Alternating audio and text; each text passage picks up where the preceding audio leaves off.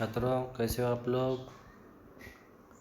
चलिए आज शब्द भेद यह व्याकरण का हिस्सा हम देखने जा रहे हैं। तो शब्द भेद इसका मतलब यह होता है कि शब्द के प्रकार। अब देखिए शब्द किसे कहते हैं और इसके भेद कितने हैं, यह जानकारी हम हासिल करने की कोशिश कर रहे हैं। देखिए शब्द की व्याख्या क्या बताई गई है। वर्णों के सार्थक समूह को शब्द कहते हैं। वर्णों के सार्थक समूह को शब्द कहते हैं। मतलब शब्द किसे कहते हैं कि वर्ण मतलब जो कि अक्षर है, तो उसके समूह को, सार्थक समूह को, मतलब जिससे कोई अर्थ निकलता हो उसको सार्थक समूह कहेंगे। तो यह अक्षरों का, वर्णों का समूह है जो कि सार्थक होना चाहिए, क्योंकि इसको मतलब होना बहुत ज़रूरी है। सार्थक समूह जिसको अर्थ हो, मतलब हो, सार्थक मतलब अर्थ के साथ हो, तो उसे शब्द कहेंगे। अब देखिए अगर हम अ आ इ ई एक साथ लिख ले इसको, तो इसमें से कोई अर्थ नहीं निकलता है, तो इसको शब्द कहेंगे क्या? इसको शब्द नहीं कहेंगे। अब समझ लीजिए कि क ख ग घ हमने एक साथ जोड़ दिया और इसको एक शब्द के रूप में लिख लिया, तो क्या यह शब्द हो सकता है? नहीं हो सकता है। क्यों? क्योंकि इसको अर्थ नहीं है। तो यहाँ बताया गया है कि वर्णों के सार्थक समूह को शब्द कहते हैं। सार्थक समूह का मतलब ख्याल में आया आपके कि इससे कोई अर्थ निकलना चाहिए, तो उसको ही शब्द कहेंगे। तो यह हो गई शब्द की व्याख्या। अब देखिए शब्द के कितने प्रकार हैं। शब्द के दो भेद हैं। शब्द के दो भेद है, एक विकारी है और दूसरा अविकारी है। विकारी शब्दों को सव्यय और अविकारी शब्दों को अव्यय कहते हैं। देखिए अब शब्दों के भेद कितने हैं। शब्दों के भेद दो है, शब्दों के प्रकार दो है। एक को कहा जाता है विकारी शब्द, दूसरे को कहा जाता है अविकारी शब्द। और विकारी शब्दों को सव्यय और अविकारी शब्दों को अव्यय कहते हैं। अब देखिए विकारी और अविकारी क्या होता है। देखिए विकारी शब्दों के चार भेद हैं। विकारी शब्दों के चार भेद हैं। एक संज्ञा, दूसरा सर्वनाम, तीसरा विशेषण और चौथा क्रिया। अब देखिए यह विकारी के चार भेद हैं कि संज्ञा, सर्वनाम, विशेषण और क्रिया। तो यह है विकारी के चार भेद, चार प्रकार। और दूसरा जो शब्द का प्रकार है उसको अविकारी शब्द कहते हैं। तो इसकी व्याख्या क्या होता है। देखिए इसके प्रकार कितने हैं। तो अविकारी शब्दों के अव्यय के भी चार भेद होते हैं। अब देखिए जिस तरह विकारी के चार प्रकार है, उसी तरह अविकारी शब्द के भी चार प्रकार है। वो कौन से है देखिए। एक क्रिया विशेषण, दो समुच्चय बोधक अव्यय, तीसरा संबंध बोधक और चौथा विस्मयादि बोधक। तो यह है अविकारी शब्द। अब विकारी शब्द के बारे में जानकारी हासिल करेंगे कि नीचे दिए हुए रेखांकित शब्दों को पढ़िए। अब देखिए यह रेखांकित शब्द हम पढ़ रहे हैं और इसको समझने की कोशिश कर रहे हैं। देखिए लड़का, लड़के, लड़की, लड़कियां संज्ञा, वह, उसने, उसे, उन्होंने सर्वनाम, अच्छा, अच्छे, अच्छी विशेषण, करना, करता हूँ, करते हैं, किया, करूँगा, यह हो गई क्रिया। तो देखिए ऊपर दिए गए चार समूहों में संज्ञा, सर्वनाम, विशेषण और क्रिया के विकारी रूपों के उदाहरण दिए गए हैं। प्रत्येक समूह में रेखांकित शब्द मूल शब्द है और उसके सामने उसके विकारी रूप दिए गए हैं। इनसे सिद्ध होता है कि संज्ञा, सर्वनाम, विशेषण तथा क्रिया ये विकारी शब्द है। अब इसकी व्याख्या देखिए क्या बताई गई है। जिन शब्दों के स्वरूप में लिंग, वचन, क्रिया और कारक के अनुसार परिवर्तन अर्थात विकार आता है, उन्हें विकारी शब्द अथवा सव्यय कहते हैं।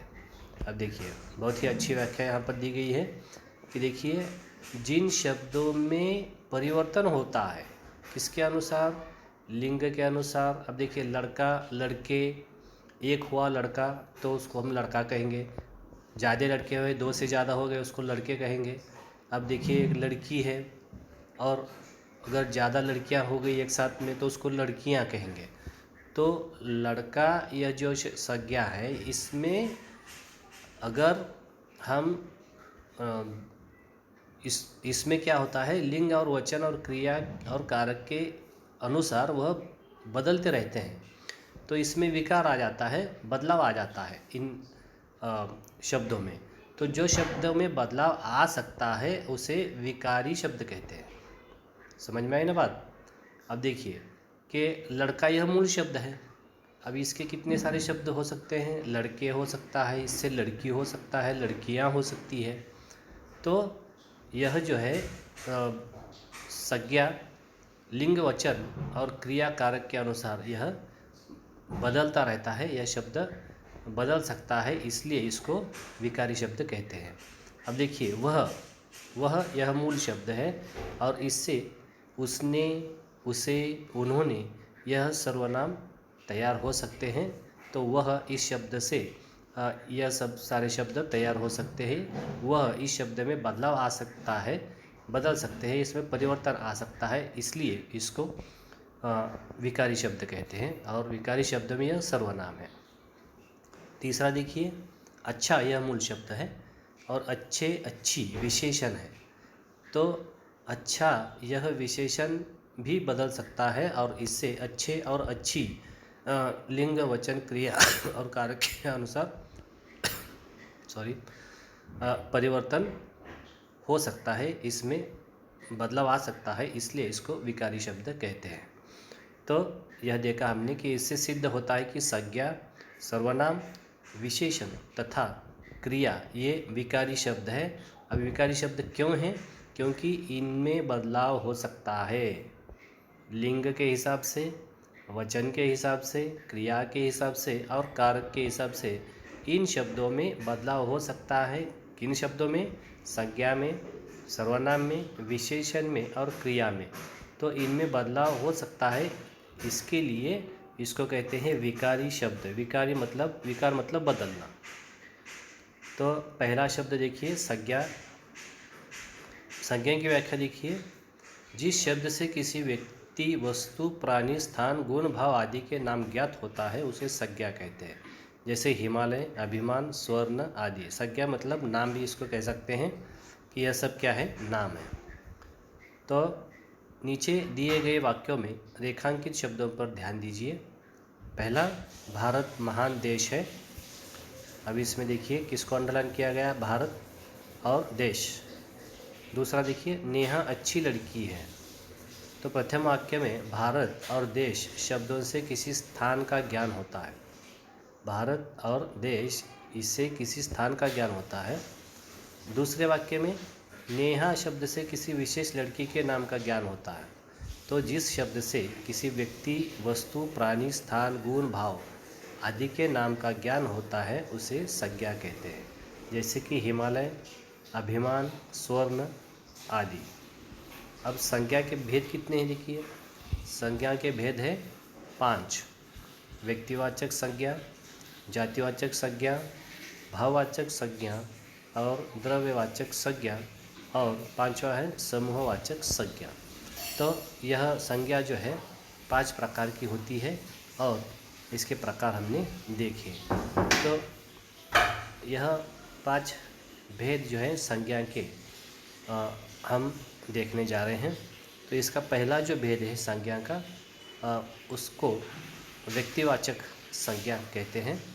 अब इसकी व्याख्या हम देख रहे हैं। जिस संज्ञा शब्द से किसी विशेष प्राणी, स्थान, वस्तु का ज्ञान होता है उसे व्यक्तिवाचक संज्ञा कहते हैं। जैसे सिरचन का मुंह लाल हो गया, टैक्सी से हम मड़गांव पहुँचे, रहमान ने लक्ष्मी की पीठ पर डंडे बरसा दिए। तो यह देखिए सिरचन, पहले वाक्य में सिरचन, दूसरे वाक्य में मड़गांव, तीसरे वाक्य में रहमान और लक्ष्मी। यह क्या होता है कि यह व्यक्ति के नाम है। हाँ, यह सिरचन, रहमान, लक्ष्मी यह व्यक्ति के नाम है, और मड़गांव जो है ये भी एक स्थान का नाम है, किसी शहर का नाम है। तो इससे हमें क्या होता है इन शब्दों से कि किसी विशेष प्राणी का और किसी विशेष स्थान का बोध होता है, ज्ञान होता है, तो उसे हम व्यक्तिवाचक संज्ञा कहते हैं। तो हमने आज व्याकरण में शब्द भेद हम देख रहे हैं, इसमें संज्ञा, इसके प्रकार हम देख रहे हैं। तो आज के इस वीडियो में हम यहाँ पर रुकते हैं। तो आप क्या करेंगे क्या कि शब्द की व्याख्या और शब्द की व्याख्या के बाद उसके प्रकार, उसके जो भेद है, शब्द के भेद, यह आपको याद करना है और इसको अपने नोटबुक पर लिखकर इसका फ़ोटो निकालकर भेजना है। तो अविकारी शब्द का व्याख्या, शब्द के भेद और विकारी के प्रकार और अविकारी के प्रकार, तो इतना आपको याद करना है। तो हम यहाँ पर रुकेंगे। धन्यवाद।